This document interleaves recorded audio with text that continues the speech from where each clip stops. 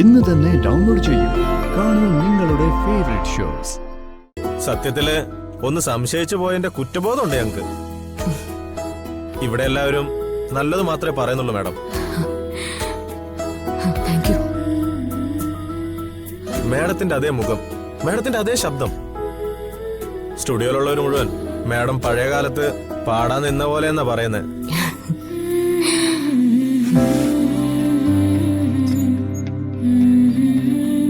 ശരി മാഡം, ശരി, ഞാൻ വിളിക്കാം. ആ, ഞാൻ ശ്യാമ മാഡത്തിനോട് കുട്ടിയുടെ കാര്യം പറഞ്ഞോണ്ടിരിക്കുവായിരുന്നു. ശ്യാമ മാഡാണോ ഫോൺ? അതെ മാഡത്തിനോട് എന്നോടൊന്ന് സംസാരിക്കാമോ ചോദിക്കും. മാഡം, ആ കുട്ടി ഒന്ന് സംസാരിക്കണം എന്ന് പറയുന്നു. കൊടുക്കട്ടെ? കൊടുത്തോളൂ.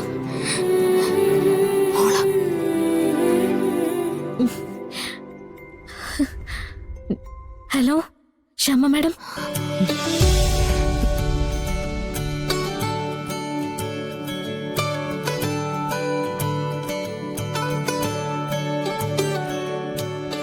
സംസാരിക്കും.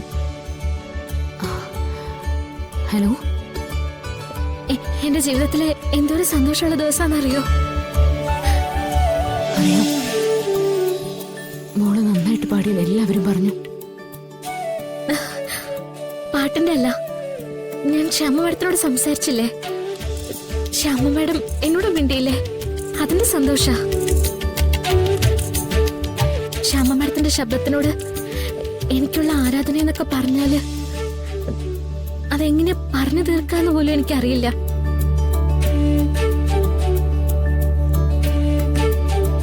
എന്റെ കുഞ്ഞുനാള് മുതല് ആ ശബ്ദം എന്റെ കൂടെ തന്നെയുണ്ട്. ഞാൻ സന്തോഷം വന്നാലും സങ്കടം വന്നാലും ശ്യാമ മാഡത്തിന്റെ പാട്ടാ കേൾക്കുക. സ്കൂളിലൊക്കെ പഠിക്കുമ്പോ പിള്ളേരെന്നെ കളിയാക്കിയിട്ടുണ്ട്. ശ്യാമ മാഡത്തിനെ കുറിച്ച് വേറെ ആരെങ്കിലും എന്തെങ്കിലും പറഞ്ഞാ ഞാൻ ആ കുട്ടിയോട് ദേഷ്യപ്പെടും. ചിലപ്പോ പിച്ച മാന്ത ഒക്കെ ചെയ്യും. അപ്പൊ കുട്ടികളൊക്കെ എന്നോട് ചോദിക്കും, ഇത്രയും പ്രശ്നം ഉണ്ടാക്കാൻ ശ്യാമ മാഡം നിന്റെ അമ്മയാണോ എന്ന്.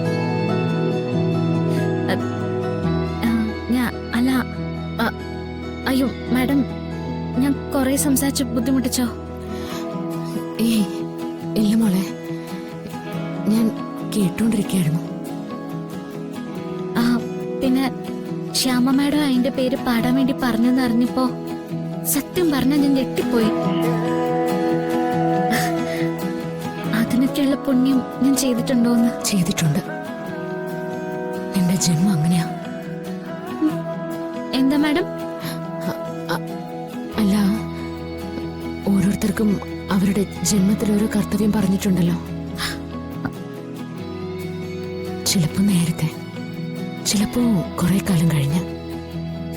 കുട്ടിയുടെ ഭാവി ഇതിലായിരിക്കും. ആ മാഡം, ഒരു കാര്യം കൂടി. എന്താ? എന്തെങ്കിലും എനിക്ക് മാഡത്തിനൊന്ന് നേരിൽ കാണാൻ പറ്റോ? ഒന്ന് അടുത്ത് നിൽക്കാൻ പറ്റോ?